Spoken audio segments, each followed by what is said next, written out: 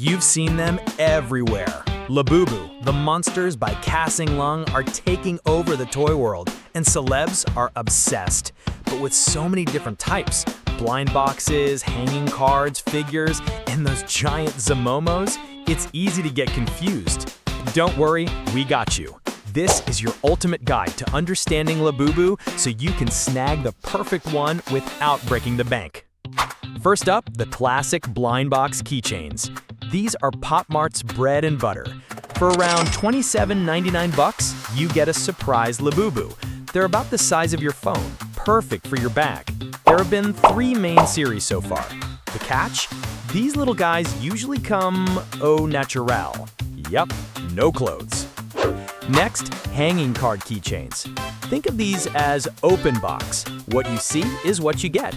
Same cute, keychain-friendly size as the blind boxes, but the biggest difference? They come with clothes and accessories. So stylish! They're called hanging cards because of the packaging, designed to hang in stores. Price-wise, they start around $46.99, but just a heads up, the price on these might be going up soon, so act fast if you find them. Leveling up, we have the figures. These are larger plush dolls, about 2 to 2.5 times bigger than the keychains, perfect for displaying on your shelf.